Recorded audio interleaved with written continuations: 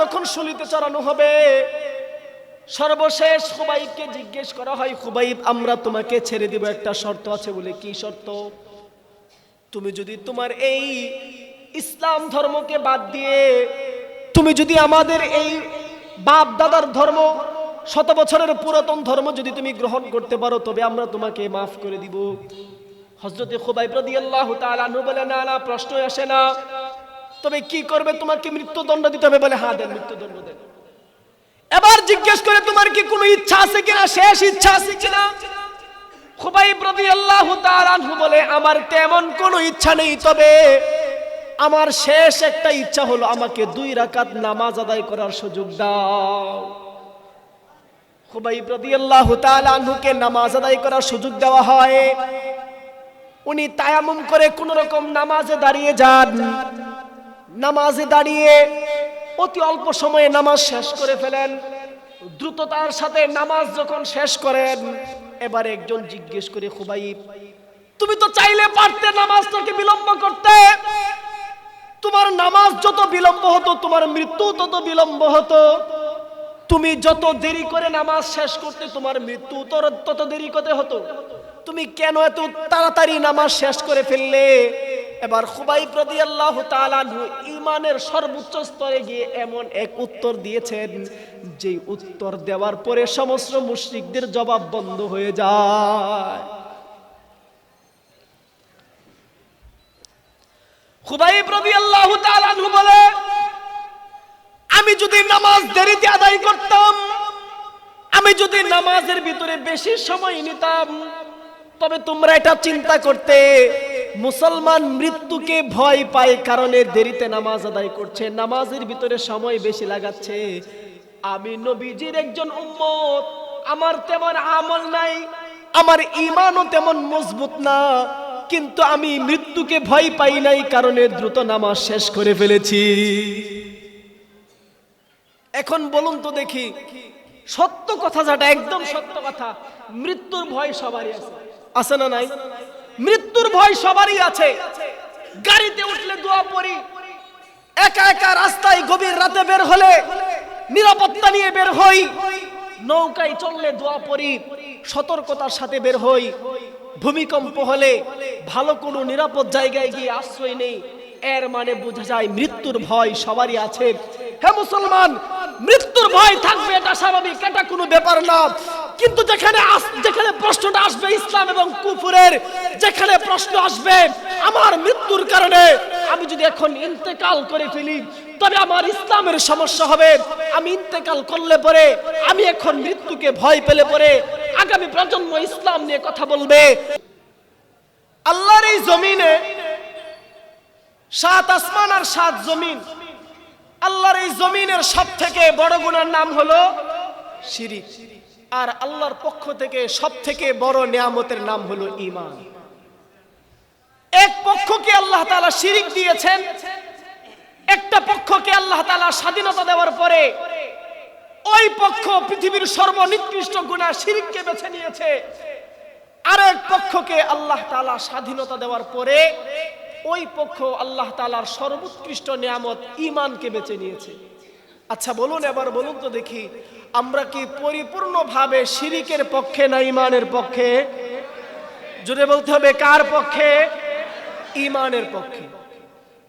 এই আয়াতে কারিমার ভিতরে দুনিয়ার সব মানুষকে লক্ষ্য করে আল্লাহ তাআলা বলছেন, বিশেষত যে জামানায় মুশরিক ছিল, যে জামানায় কাফের ছিল, সে জামানার মানুষকে আল্লাহ তাআলা লক্ষ্য করে বলছেন, ওয়া ইযা কিলা লাহুম আমিনু কামা আমানান নাস, সে মানুষকে লক্ষ্য করে বলছে আমিনু, তোমরা ঈমান আনো।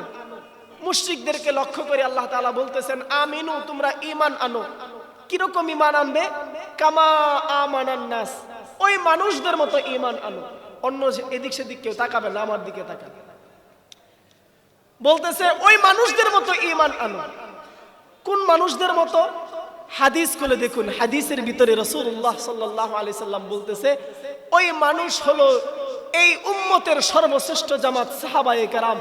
অর্থাৎ সাহাবীদের মতো ঈমান আনার জন্য, সাহাবীদের যে ঈমান, ওই ঈমান আমাদের অন্তরে ধারণ করার জন্য আল্লাহ তাআলা কোরআনে নির্দেশ দিচ্ছেন।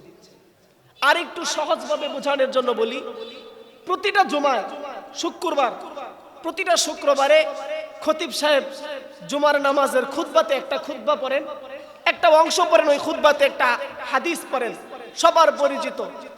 ইমাম সাহেব বলেন, খায়রু উম্মতি করনি সুম্মাল্লাযীনা ইয়ালুনাহুম সুম্মাল্লাযীনা ইয়ালুনাহুম। প্রত্যেক শুক্রবার এটা পড়ে কি পড়ে না? পড়ে। এখানে নবীজি সাল্লাল্লাহু আলাইহি সাল্লাম কি বলছেন? সারা জীবন তো আমরা শুধু শুনেই আসলাম, এখন নবীজি আসুন দেখি এখানে কি বলতেছে। নবীজি বলতেছে, খায়রু উম্মতি করনি, খায়রু উম্মতি, আমার উম্মতের সর্বশ্রেষ্ঠ জামাত, করনি, আমার যুগের জামাত। নবীর যুগের জামাতের নাম কি? সাহাবাদের জামাত। নবীর যুগের জামাতের নাম কি? সাহাবাদের জামাত। এক নম্বরের মুসলমান, আমার যুগের মুসলমান সাহাবায়ে কেরাম। হাদিসের পরের অংশে নবীজি বলতেছেন, সুম্মাল্লাযীনা ইয়ালুনাহুম, তারপরের যুগের মুসলমান হলো সর্বশ্রেষ্ঠ মুসলমান তাবেঈ। এরপরে 3 নম্বরের মুসলমান হলো তারপরের যুগের মুসলমান তাবেঈ। তাহলে খায়রু উম্মতি করনি, 1 নম্বরের মুসলমান আমার যুগের মুসলমান সাহাবায়ে কেরাম, 2 নম্বরের মুসলমান তারপরের যুগের মুসলমান তাবেঈ, 3 নম্বরের মুসলমান তারপরের যুগের মুসলমান তাবেঈ। হে মুসলমান, এবার বলুন তো দেখি, আমাদের মধ্যে এই যে আমরা যে কয়জন মানুষ আছি, আমাদের মধ্যে এখানে কি কেউ সাহাবী আছে? বলতে হবে, কথা বলতে হবে। কেউ কি সাহাবী আছি? কেউ তাবেঈ আছি? কেউ তাবেঈ আছি? না, সাহাবীও নাই, তাবেঈও নাই, তাবেঈও নাই। নবীজি বলে গিয়েছেন, 1 নম্বরের মুসলমান আমার যুগের মুসলমান সাহাবায়ে কেরাম, 2 নম্বরের মুসলমান তারপরের যুগের মুসলমান তাবেঈ, 3 নম্বরের মুসলমান তারপরের যুগের মুসলমান তাবেঈ। এখন দেখুন, সাহাবী চলে গেছে 1400 বছর পূর্বে, তাবেঈ চলে গেছে 1350 বছর পূর্বে, তাবেঈ চলে গেছে 1250 বছর পূর্বে। আজকে একজন তাবেঈ চলে যাওয়ার পরে, নবীজি চলে যাওয়ার 1450 বছর পরে, একজন তাবেঈ চলে যাওয়ার 1250 বছর পরের মুসলমান আমরা। এখন বলুন তো দেখি, যদি র্যাঙ্কিং দেওয়া হয়, যদি তালিকা প্রকাশ করা হয়, তাহলে আপনার আমার নাম কত নম্বর মুসলমানের কাতারে আসবে?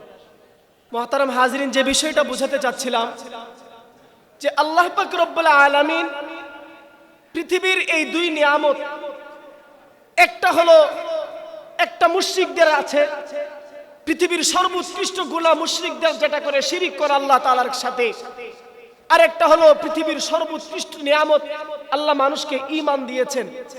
এখন ঈমানটা কেমন দিয়েছেন? ওই যে হাদিস দিয়ে উদাহরণ দিলাম, রাসূলুল্লাহ সাল্লাল্লাহু আলাইহি ওয়াসাল্লাম হাদিসে বলছে, 1 নম্বরের মুসলমান আমার যুগের মুসলমান সাহাবায়ে কেরাম, 2 নম্বরের মুসলমান তারপরের যুগের মুসলমান তাবেঈ, 3 নম্বরের মুসলমান তারপরের যুগের মুসলমান তাবেঈ। নবী এই কথা কেন বললেন? সাহাবাইকে কেন সর্বোৎকৃষ্ট ঈমানওয়ালা বললেন?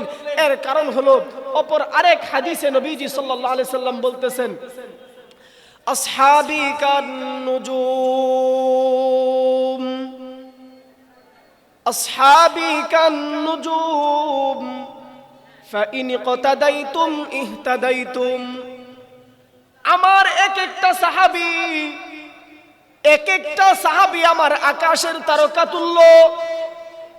ওই এক সাহাবীর সব সাহাবীর অনুসরণ করার প্রয়োজনীয়তা নাই, শুধুমাত্র কেবলমাত্র একজন সাহাবীর অনুসরণ যদি তুমি জিন্দেগিতে করতে পারো, ফাইন ইকতাদাইতুম, একজন সাহাবীর অনুসরণ যদি করতে পারো, নবীজি হাদিসের পরের অংশে বলেন ইহতাদাইতুম, তবে আল্লাহ তাআলা তোমাকে গুমরাহি থেকে হেদায়েত দান করে দিবেন।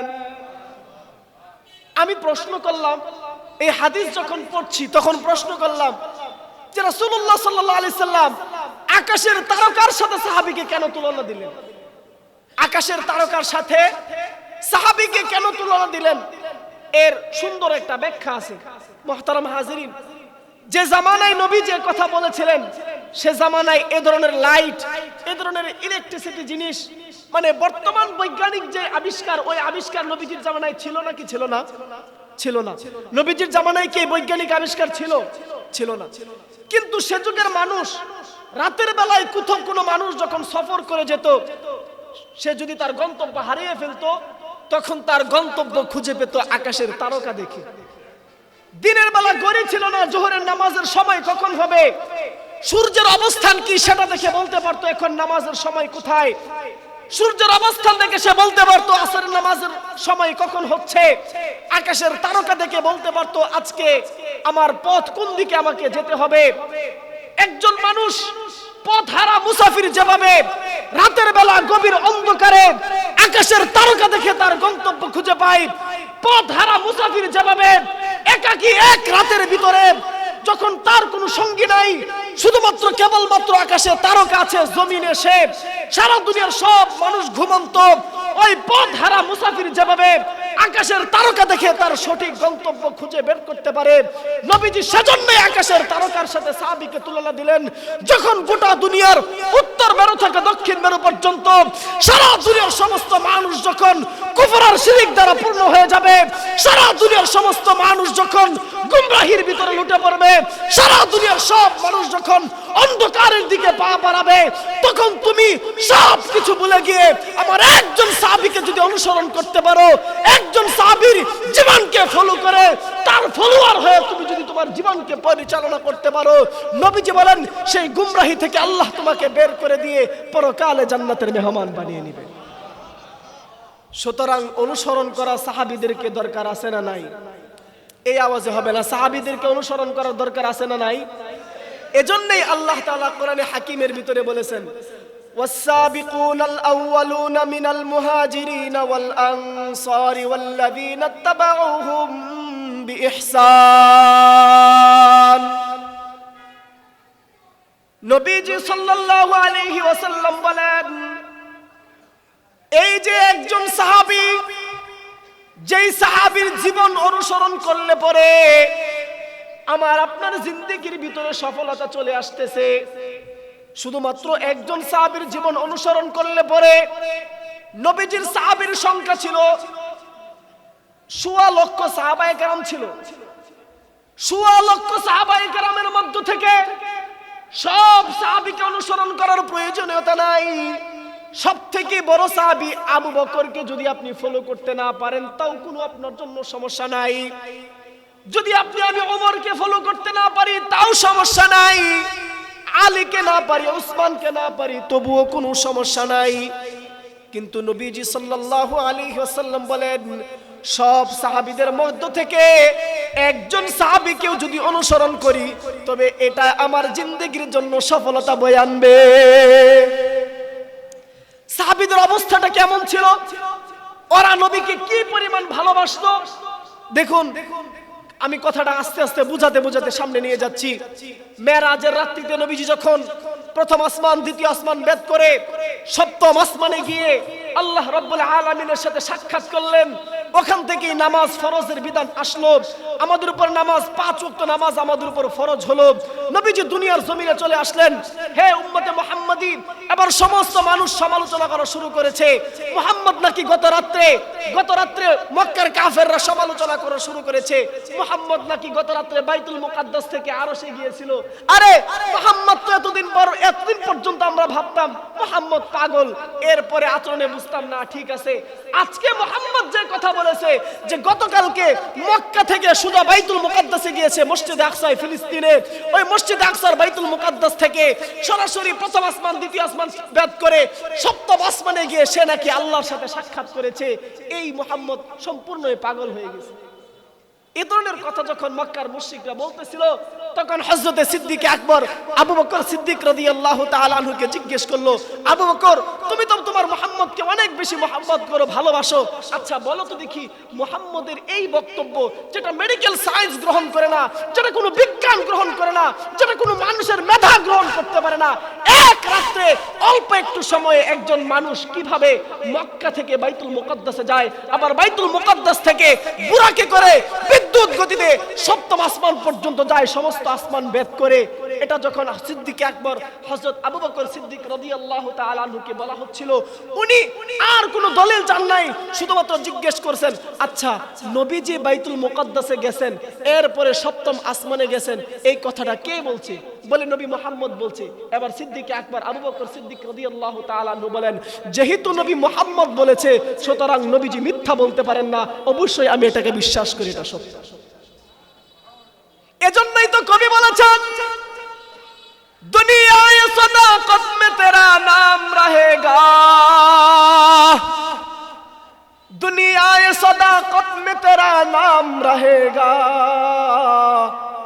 सिद्दीक तेरा नाम से इस्लाम रहेगा, सिद्दीक तेरा नाम से इस्लाम रहेगा। কত বড় মানুষ ছিলেন। আজকে 1400 বছর পরে ওই মেরাজের ঘটনা বর্ণনা করতে গেলে সূরা বনী ইসরাইল পড়তে হয়, সূরা মুহাম্মদ পড়তে হয়, সূরা ফাতাহ পড়তে হয়, অমুক হাদিস থেকে দলিল দিতে হয়, তমুক হাদিস থেকে দলিল দিতে হয়, বিজ্ঞানের অমুক থিওরি সামনে আনতে হয়, অমুক বক্তব্য সামনে আনতে হয়। কিন্তু সিদ্দিক আকবর আবু বকর সিদ্দিক রাদিয়াল্লাহু তাআলা আনহু কোনো বক্তব্যের প্রায়োরিটি দেখান নাই, শুধুমাত্র কেবলমাত্র নবীজি বলেছেন এই কথার বলেই তিনি বলেছেন, নবীজি যেহেতু বলেছেন মিথ্যা বলতে পারেন না, এটা চূড়ান্ত সত্য। এই তো সূরা নাজমের ভিতরে আছে, ইন হুয়া ইল্লা ওয়াহয়ু ইউহা, নবীজি ওহী ব্যতীত কোনো মিথ্যা, ওহী ব্যতীত মন গড়া কোনো কথা বলতেন না। মুহতারাম হাজিরিন, আমি যেদিকে আলোচনাটা নিয়ে যাচ্ছি আসুন দেখি হাদিস আয়াতের ভিতরে আল্লাহ তাআলা কি বলতেছেন। আয়াতে বলতেছে ওয়া ইযা কিলা লাহুম আমিনু কামা আমানান নাস, মক্কার মানুষকে লক্ষ্য করে আল্লাহ তাআলা বলেন, মানুষ আমিনু তোমরা ঈমান আনো, কামা আমানান নাস যেভাবে মুহাম্মদের সাথী সঙ্গীগণ সাহাবীগণ ঈমান এনেছে। এবার চিন্তা করে দেখুন মুশরিকরা কেন বললাম যারা মুশরিক আল্লাহর সাথে শিরিক করে এরা কেন পৃথিবীর সবথেকে নিকৃষ্ট সবথেকে বড় গুনাহগার। আয়াতের পরের অংশেই এর দলিল। মুশরিকরা এবার বলে ক্বালু, তারা বলে আনুমিনু কামা আমানাস সুফাহা, আমরা কি মুহাম্মদের ওই সঙ্গী নির্বুদ ওই গাধাদের মতো ঈমান আনবো? নাউজুবিল্লাহ বলে। তারা বলতেছে আল্লাহ যে আমাদেরকে বললো ওই মানুষদের মতো সাহাবীদের মতো ঈমান আনবো, আমরা কি গাধা হয়ে গেছি যে গাধাদের মতো ঈমান আনবো? এরপরে আয়াতের পরের অংশে আল্লাহ তাআলা বলেন আলা ইন্নাহুম হুমুস সুফাহা ওয়ালাকিন লা ইয়ালামুন, হে দুনিয়ার মানুষ জেনে রাখো, এই যে মানুষ যারা আজকে সাহাবীদেরকে গাধা বলছে, যারা আজকে সাহাবীদেরকে নির্বুদ বলে আখ্যায়িত করছে, মূলত এরাই হলো নির্বুদ, এরাই গাধা, কিন্তু নিজেদের খবর নিজেরা জানে না। সাহাবীরা কি পরিমাণ মুহাব্বত নবীকে করতেন, কি পরিমাণ ভালো নবীকে বাসতেন, আর আজকে 1400 বছর পরে সেই সাহাবীদের রক্তের উপর কায়েম হওয়া এই দিন, সেই সাহাবীদের পবিত্র রক্তের উপর কায়েম হয়ে আসা 7 সমুদ্র 13 নদীর উপর কচুরি পানার মতো ভেসে এদেশে ইসলাম আসে নাই।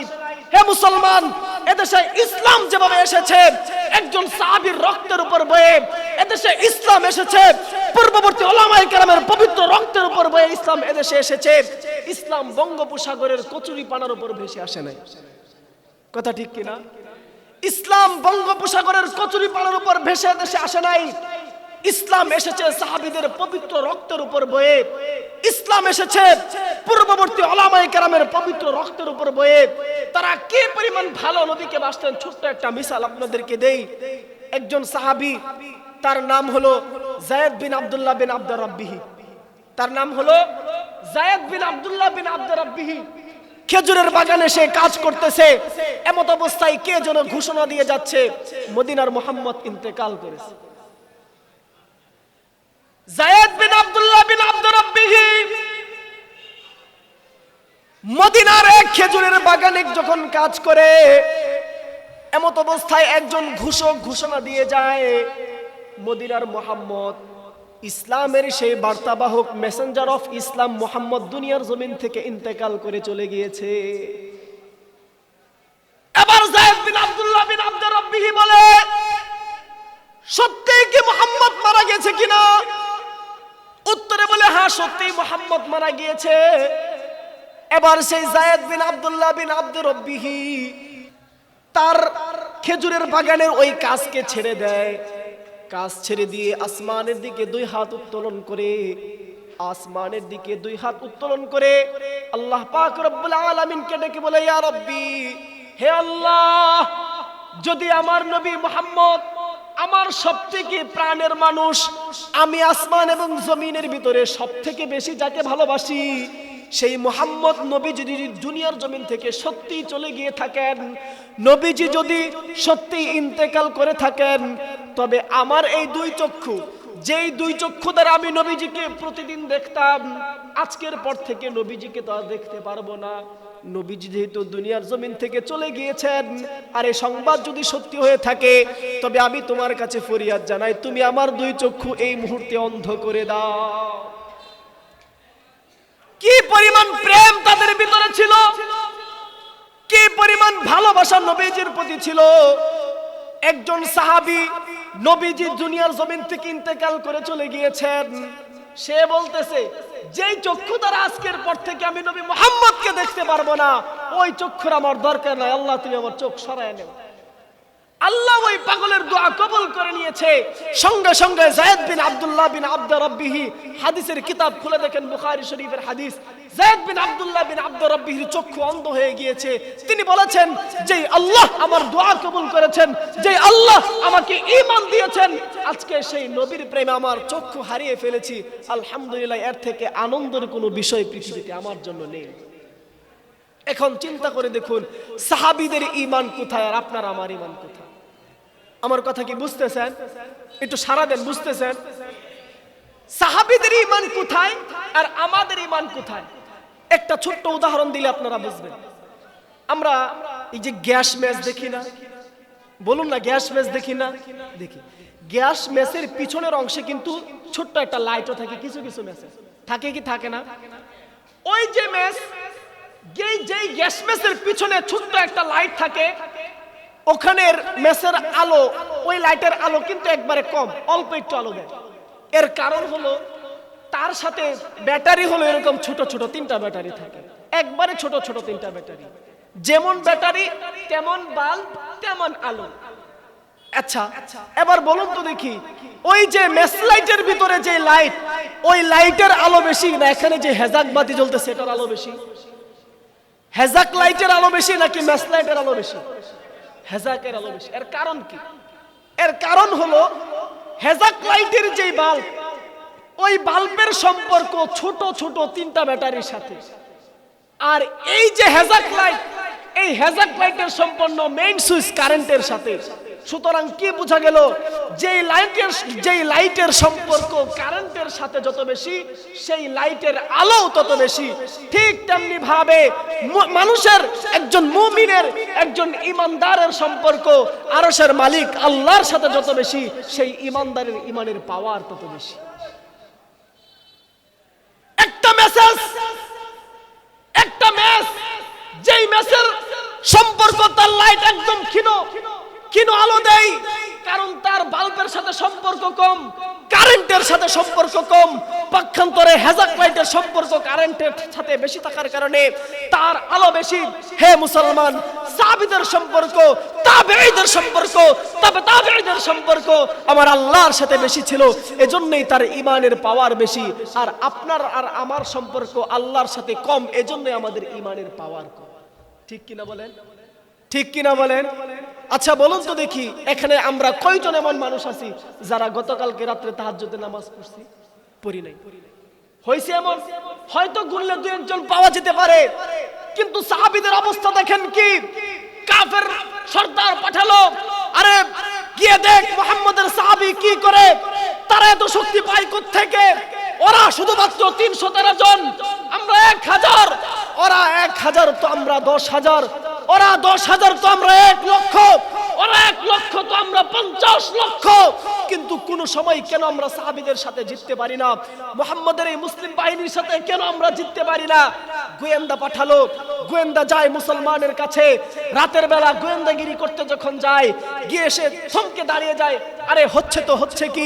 তারা বলতেছে হুম রিজাল নাহনু রিজাল, তারাও মানুষ আমরাও মানুষ, যুদ্ধক্ষেত্রে তারা বিজয়ী হলে আমরা কেন বিজয়ী হতে পারবো না? এবার সেই গোয়েন্দা রিপোর্ট করে, স্যার আমরা তো বিজয় হব, অনেক দিন দেরি আছে আমাদেরকে বিজয় হওয়ার। বলে কি আমাদেরকে করতে হবে? কি করলে আমরা মুসলমানদের উপর বিজয় অর্জন করতে পারবো? বলে আমরা তো রাতের বেলা যখন রাত হয় তখন মদ খেয়ে মাস্তি করে নারীর সাথে মদ মাস্তি করতে করতে আমরা রাতের বেলা ঘুমিয়ে যাই। আর উম্মতের মুহাম্মদের সেই সাহাবীরা রাতের বেলা এভাবে মদ মাস্তি করে ঘুমিয়ে যায় না। সাহাবায়ে কেরাম রাদিয়াল্লাহু তাআলা আনহুম রাত যত গভীর হয় ওযু ইস্তিনজা করে ততই রব্বে কাবার সিজদায় পড়ে যায়। সারা রাত নামাজ পড়ে আল্লাহর কুদরতি পায়ে সিজদা করে কান্দে আর দোয়া করে, আর দিনের বেলায় শাহাদাতের তামান্না নিয়ে ময়দানে ঝাঁপিয়ে পড়ে। হে মুসলমান, এজন্যই দেখুন সাহাবীরা যখন পর্যন্ত রাতের বেলায় আল্লাহর দরবারে সিজদা করে পরের দিন শাহাদাতের তামান্না নিয়ে উম্মতের চূড়ান্ত মুক্তির আশায় যুদ্ধে ঝাঁপিয়ে পড়েছিল, ততদিন পর্যন্ত আল্লাহর এই জমিনে আল্লাহর দ্বীন জিন্দা ছিল। কিন্তু এখন আপনি আর আমি দেখুন কোথায়? আপনি আর আমি শুধুমাত্র কেবলমাত্র মাহফিলের মঞ্চের মাইক পর্যন্ত চিৎকার করতে পারি, ময়দানে তেমন কিছু করতে পারি না। আপনি আর আমি শুধুমাত্র একজন আলোচক আলোচনা করলে নিজের আলোচনার যেই শক্তি আছে সেটা দেখাতে পারি। আপনি আর আমি শুধুমাত্র কেবলমাত্র ফেসবুকে মেসেঞ্জারে একটা পোস্ট করতে পারি, ইউটিউবের একটা ভিডিও দেখে সেখানে লাইক আর কমেন্ট করতে পারি। কিন্তু না না না, ইসলাম বিজয় এভাবে হবে না। ইসলাম বিজয়ের একমাত্র পথ, ইসলাম বিজয়ের একমাত্র পথ নবীজি বলে গিয়েছেন পদ্ধতি দুইটা। এক নম্বর পদ্ধতি হলো রুহবানুল লাইল, দুই নম্বর পদ্ধতি হলো ফুরসানুন নাহার। রুহবানুল লাইল অর্থাৎ রাতের বেলা দুনিয়ার সব মোহাব্বত থেকে ত্যাগ হয়ে আল্লাহর সান্নিধ্যে চলে গিয়ে রব্বে কাবার সিজদায় সিজদায় পড়ে গিয়ে কান্না করবে। আর দিনের বেলায় ফুরসানুন নাহার শাহাদাতের তামান্না নিয়ে ময়দানে ঝাঁপিয়ে পড়বে।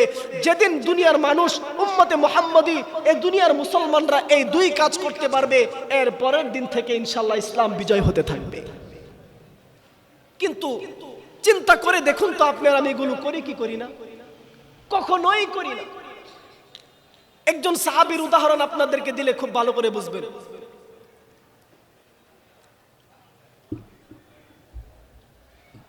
আল্লাহ নবীজির একজন সাহাবী ছিল, নাম ছিল খুবাইব। হযরত খুবাইব রাদিয়াল্লাহু তাআলা আনহু, ওনার একটা মাত্র অপরাধ, উনি ইসলাম গ্রহণ করেছেন। ইসলাম গ্রহণ করার কারণে হযরত খুবাইব রাদিয়াল্লাহু তাআলা আনহুকে মক্কার মুশরিকরা জেলখানায় বন্দী করে রাখলো। একটু ভালো করে বুঝতে হবে, সে জামানায় তো বর্তমান জামানায় যেরকম শিকল বেরির বিশাল জেলখানা, এরকম জেলখানা সে জামানায় ছিল না। কেমন ছিল? হয়তো একটা ঘর, একটা বাড়ি, একটা ঘরের একটা রুম ছিল, ওখানে বন্দী করে রেখে দিত 5 দিন 10 দিন 1 সপ্তাহ 2 সপ্তাহ, এরকম সিস্টেমটা এরকমই ছিল। তো হযরত খুবাইব রাদিয়াল্লাহু তাআলা আনহুকে মক্কার মুশরিকরা বন্দী করে রেখেছে আর ঘোষণা দিয়েছে আগামী 8 দিন অথবা 10 দিন। তারা ঘোষণা দিয়েছে আগামী 10 দিন পর্যন্ত খুবাইবকে কেউ কোনো ধরনের খাবার দিবে না, 1 গ্লাস পানিও পর্যন্ত খুবাইবকে দিবে না। এভাবেই খুবাইবের 10 দিন পরে আমরা তার মৃত্যুদণ্ড কার্যকর করব।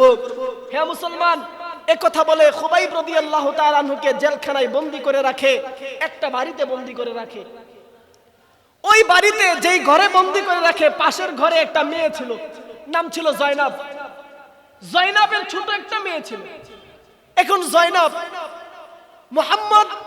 মুহাম্মদের সাহাবী হযরত খুবাইবকে বন্দী করছে মক্কার মুশরিকরা, জয়নাবও মুশরিক।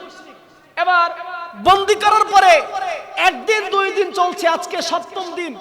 7ম দিনের মাথায় জয়নাব বলতেছে আজকে 7 দিন হয়ে গেল খুবাইবকে 1 ফোঁটা পানিও তারা দিল না, 7 দিন হয়ে গেল খুবাইবকে তারা খাবার দিল না। তো খুবাইব বেঁচে আছে না মারা গেছে এটা দেখি, কিভাবে সে তার জীবন যাপন করছে এই দেখার জন্য সে তার জানালা ফাঁক করে।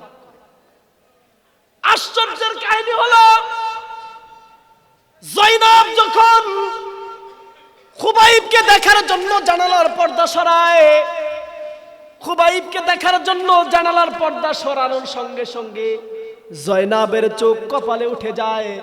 জয়নাব খুব আশ্চর্যান্বিত হয়ে যায়।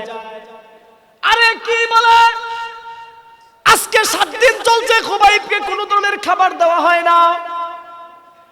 তার সাহাবীরা, তার বন্ধু বান্ধব অনেক দূরে সেই মদিনায়, মদিনা থেকে তাকে খাবার দিয়ে যাওয়ার কোনো সম্ভাবনা নাই। আর বর্তমানে এমন একটা সিজন চলছে, আরবের এমন একটা সিজন চলছে যেই সিজনে আশপাশে কোথাও কোনো গাছের ভিতরে আঙ্গুর হয় না। তাহলে খুবাইব এত বড় বড় আঙ্গুর কোত্থেকে খায়? খুবাইবকে জিজ্ঞেস করে, খুবাইব পুরো মক্কা জুড়ে, পুরো আরব জুড়ে একটা গাছেও যখন আঙ্গুর জন্ম নেয় না, এখন যখন দুর্ভিক্ষের এই মৌসুম চলছে, এই সময়ে তুমি এত বড় বড় আঙ্গুর কোথা থেকে পাও? আবার এক একটা আঙ্গুর এত বড় বড় আঙ্গুর, এক আঙ্গুর তার মুখে দিলে পুরোটা মুখ রসে ভরে যায়। জয়নাব চিন্তা করে, এমন সময় আঙ্গুর কোত্থেকে পেল? আচ্ছা, আগামীকালকে জিজ্ঞেস করব। সকালবেলা জয়নাব জিজ্ঞেস করে, হে খুবাইব, এত বড় বড় আঙ্গুর, থুকাই থুকার আঙ্গুর তুমি কোত্থেকে পাও? হযরতে খুবাইব রাদিয়াল্লাহু তাআলা আনহু উত্তর করে, যেই আল্লাহ আমাকে বাহ্যিক সৃষ্টি করেছেন, যেই আল্লাহ আমাকে মানুষ বানিয়ে দুনিয়াতে পাঠিয়েছেন, যেই আল্লাহ আমাকে ঈমানের দৌলত দিয়েছেন, ওই আল্লাহ আমাকে জান্নাত থেকে রিজিক দান করে। দেখুন সাহাবীদের ঈমান কোথায় আর আপনার আর আমার ঈমান কোথায়? জয়নাব এবার চিন্তা করে, আমারও তো একটা মেয়ে আছে, আমি গরিব মানুষ, জীবনে কোনোদিন আঙ্গুরও খাই নাই। এবার বলতেছে, আচ্ছা ঠিক আছে, আমার মেয়েকে পাঠাই, মেয়েকে যদি এক একটা আঙ্গুর সে দেয়। জয়নাব তার মেয়েকে পাঠায়। মেয়েকে পাঠানোর পরে হযরতে খুবাইব রাদিয়াল্লাহু তাআলা আনহু আদর করে কুলে নিয়ে জয়নাবের মেয়েকে কুলে বসিয়ে আঙ্গুর খাওয়ায়। জয়নাবের মেয়েও আঙ্গুর খায় আর জান্নাতি স্বাদ ভোগ করে। শেষ পর্যন্ত জয়নাব বলে, যেই খুবাইব, সারা দুনিয়ার সব মানুষ খুবাইবের বিরুদ্ধে দাঁড়িয়ে গিয়েছে, কিন্তু খুবাইব তাদের বিরুদ্ধে বদদুয়া করেনি, শুধুমাত্র কেবলমাত্র রাতের গভীরে আল্লাহর পবিত্র পায়ে সিজদা করেছে, কান্না করেছে আর আল্লাহর কাছে সাহায্য চেয়েছে। আল্লাহ আসমানি মদদ সেই খুবাইবকে দান করেছেন। আমি জয়নাব আর সেই কুফরিতে থাকতে পারি না, আমি জয়নাব আর মুশরিকের ধর্মে থাকতে পারি না, আমিও সেই খুবাইবের ঈমান গ্রহণ করতে চাই। এবার সেও কালিমা পড়ে মুসলমান হয়ে যায়। মুহতারাম হাজিরিন, যে জিনিসটা আমি বুঝাতে চাইলাম, এবার খুবাইব রাদিয়াল্লাহু তাআলা আনহু একদিন দুই দিন চলে যাওয়ার পরে 10 দিন যখন অতিবাহিত হয়, 10 দিন অতিবাহিত হওয়ার পরে মুশরিকদের একটা মিটিং বসে। যেই মিটিং এ সিদ্ধান্ত হবে খুবাইবকে মারবে নাকি তারা রেখে দিবে, এই সিদ্ধান্ত তারা করবে। মিটিং এর ভিতরে সিদ্ধান্ত হয় খুবাইবকে হত্যা করা হবে, খুবাইবকে শুলিতে চড়ানো হবে। মিটিং এর ভিতরে যখন এই সিদ্ধান্ত হয়ে যায়, এবার বিশাল মরুর একটা প্রান্তরে খুবাইবকে টেনে হেঁচড়ে নিয়ে যাওয়া হয়। টেনে হেঁচড়ে নিয়ে যাওয়ার সময় যখন সর্বশেষ মাঠের ভিতরে সর্বশেষ যেখানে খুবাইব রাদিয়াল্লাহু তাআলা আনহুকে নিয়ে যাওয়া হয়েছে, ওখানে কাঠের, এরকম কাঠের একটা স্টেজ বানিয়েছে তারা। স্টেজ বানানোর পরে খুবাইব রাদিয়াল্লাহু তাআলা আনহুকে সেখানে নেয়। লোহার পেরেক এভাবে কাঠের ভিতরে খুবাইব রাদিয়াল্লাহু তাআলা আনহুর হাত রেখে আরেকটা পেরেক তার হাতে ঢুকায়, আরেকটা পেরেক তার অমুক হাতে ঢুকায়, তার পায়ে ঢুকায়, আরেক পায়ে ঢুকায়। এমন ভাবে আঘাত খুবাইব রাদিয়াল্লাহু তাআলা আনহুকে করা হচ্ছিল, মনে হচ্ছিল তারা মানুষকে মারছে না, বরং একটা কাঠের সাথে আরেকটা কাঠ জোড়া দিচ্ছে। এরপরে তাদের সিদ্ধান্ত হলো খুবাইবকে শুলিতে চড়াবে। শুলির সিস্টেম কি ছিল? এরকম একটা শাবলের মতো লম্বা একটা বলম তারা দাঁড় করিয়ে রাখতো। এরপরে সেই বলম উপরে মাথাটা চুক্কা ছিল, ওই মাথাটা পিছনের অংশটা সেই মাথায় দিত, আবার মানুষের পুরো শরীর চিরে মাথা দিয়ে সেই লোহাটা বের হতো। এই ছিল তাদের শাস্তি। হযরতে খুবাইব রাদিয়াল্লাহু তাআলা আনহুকে শাস্তি দেওয়ার জন্য যখন শুলিতে চড়ানো হবে, সর্বশেষ খুবাইবকে জিজ্ঞেস করা হয়, খুবাইব আমরা তোমাকে ছেড়ে দিব, একটা শর্ত আছে। বলে কি শর্ত? তুমি যদি তোমার এই ইসলাম ধর্মকে বাদ দিয়ে তুমি যদি আমাদের এই বাপ দাদার ধর্ম, 100 বছরের পুরাতন ধর্ম যদি তুমি গ্রহণ করতে পারো, তবে আমরা তোমাকে মাফ করে দিব। হযরতে খুবাইব রাদিয়াল্লাহু তাআলা আনহু বলে, না না, প্রশ্নই আসে না, তবে কি করবে? তোমাকে মৃত্যুদণ্ড দিতে হবে। বলে হ্যাঁ দেন, মৃত্যুদণ্ড দেন। এবার জিজ্ঞেস করে, তোমার কি কোনো ইচ্ছা আছে কিনা, শেষ ইচ্ছা আছে কিনা? খুবাইব রাদিয়াল্লাহু তাআলা আনহু বলে, আমার তেমন কোনো ইচ্ছা নেই, তবে আমার শেষ একটা ইচ্ছা হলো আমাকে 2 রাকাত নামাজ আদায় করার সুযোগ দাও। খুবাইব রাদিয়াল্লাহু তাআলা আনহুকে নামাজ আদায় করার সুযোগ দেওয়া হয়। উনি তায়াম্মুম করে কোন রকম নামাজে দাঁড়িয়ে যান। নামাজে দাঁড়িয়ে অতি অল্প সময়ে নামাজ শেষ করে ফেলেন। দ্রুততার সাথে নামাজ যখন শেষ করেন, এবারে একজন জিজ্ঞেস করে, খুবাইব, তুমি তো চাইলে পারতে নামাজটাকে বিলম্ব করতে। তোমার নামাজ যত বিলম্ব হতো তোমার মৃত্যু তত বিলম্ব হতো। তুমি যত দেরি করে নামাজ শেষ করতে তোমার মৃত্যু তত দেরি করতে হতো। তুমি কেন এত তাড়াতাড়ি নামাজ শেষ করে ফেললে? এবার খুবাইব রাদিয়াল্লাহু তাআলা আনহু ঈমানের সর্বোচ্চ স্তরে গিয়ে এমন এক উত্তর দিয়েছেন, যে উত্তর দেওয়ার পরে সমস্ত মুশরিকদের জবাব বন্ধ হয়ে যায়। খুবাইব রাদিয়াল্লাহু তাআলা আনহু বলে, আমি যদি নামাজ দেরিতে আদায় করতাম, আমি যদি নামাজের ভিতরে বেশি সময় নিতাম, তবে তোমরা এটা চিন্তা করতে, মুসলমান মৃত্যুকে ভয় পায় কারণে দেরিতে নামাজ আদায় করছে, নামাজের ভিতরে সময় বেশি লাগাচ্ছে। আমি নবীজির একজন উম্মত, আমার তেমন আমল নাই, আমার ঈমানও তেমন মজবুত না, কিন্তু আমি মৃত্যুকে ভয় পাই নাই কারণে দ্রুত নামাজ শেষ করে ফেলেছি। এখন বলুন তো দেখি, সত্য কথা যেটা একদম সত্য কথা, মৃত্যুর ভয় সবারই আছে, আছে না নাই? মৃত্যুর ভয় সবারই আছে। গাড়িতে উঠলে দোয়া পড়ি, একা একা রাস্তায় গভীর রাতে বের হলে নিরাপত্তা নিয়ে বের হই, নৌকায় চললে দোয়া পড়ি, সতর্কতার সাথে বের হই, ভূমিকম্প হলে ভালো কোনো নিরাপদ জায়গায় গিয়ে আশ্রয় নেই। এর মানে বোঝা যায় মৃত্যুর ভয় সবারই আছে। হে মুসলমান, মৃত্যুর ভয় থাকবে, এটা স্বাভাবিক, এটা কোনো ব্যাপার না।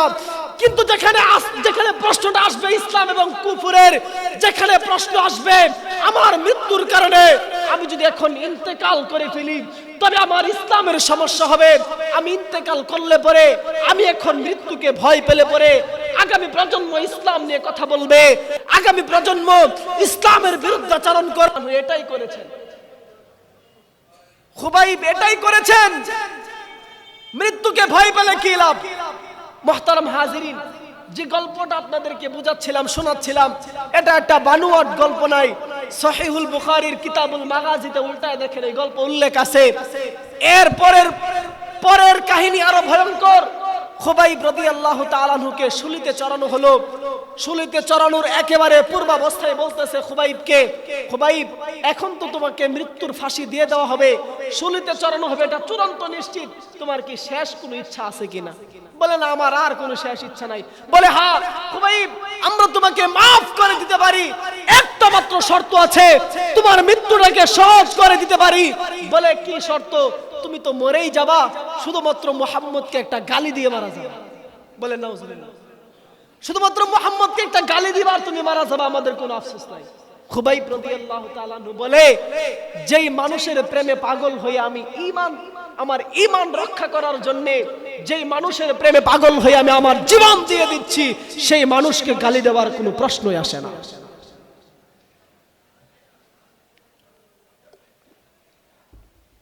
একজন সাহাবী তার জীবনটা দিয়ে দিতে রাজি, কিন্তু মুহাম্মদ সাল্লাল্লাহু আলাইহি ওয়াসাল্লামের ব্যাপারে কোনো গালিগালাজ সহ্য করতে রাজি নয়। একজন সাহাবী তার জীবনের শেষ রক্তবিন্দু দিয়ে দিতে রাজি, কিন্তু নবী মুহাম্মদ সাল্লাল্লাহু আলাইহি সাল্লাম সম্পর্কে সামান্য কুৎসা রটনা করতে রাজি নয়। আজকে আপনার ডানেও তাকায় দেখেন, বামেও তাকায় দেখেন, আবুল সরকার নামের এক ভণ্ড, ওই যে বাউল গায়, বাউল শিল্পী আবুল সরকার নামের এক ভণ্ড, শুধুমাত্র এক ভণ্ড আবুল সরকার নয়, আল্লাহর এই জমিনে এমন হাজার ভণ্ড আছে যেই ভণ্ডগুলো আজকে নবীর পবিত্র চরিত্রে কালেমা লেপন করছে, নবীকে অকথ্য ভাষায় গালিগালাজ করছে।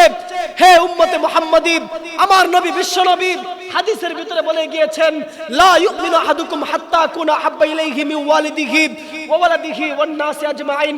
কোন মানুষ ততক্ষণ পর্যন্ত মুমিন হতে পারবে না যতক্ষণ না পর্যন্ত সে তার সন্তান সন্ততি থেকে, তার ধন সম্পদ থেকে, পিতা মাতা থেকে আমাকে বেশি ভালোবাসবে। এখন দেখুন, আপনার আমার চোখের সামনে নবীজি সম্পর্কে অপমাননা করে আলোচনা হচ্ছে, নবীজিকে অপমান করছে, কিন্তু আপনি আর আমি নবীর উম্মত হয়ে কিছুই করতে পারছি না। পক্ষান্তরে খুবাইব রাদিয়াল্লাহু তাআলা আনহু জীবনটা দিয়ে দিলেন। জীবন দিয়ে দেওয়ার পরে নবীজি দুইজন সাহাবী পাঠালেন যে যাও খুবাইবের লাশটা নিয়ে আসো। আর মক্কার মুশরিকরা সেখানে কি করলো? খুবাইব রাদিয়াল্লাহু তাআলা আনহুর লাশটাকে লটকায় রাখছে। এভাবে কেন লটকায় রাখছে? তারা বলতেছে যে আজকের পর থেকে মক্কার কোন মানুষ বাপ দাদার ধর্ম ছেড়ে দিয়ে তারা যেন মুহাম্মদের ধর্ম গ্রহণ করতে না পারে, এই জন্য শিক্ষা স্বরূপ আমরা খুবাইবের লাশকে এখানে ঝুলায় রাখছি।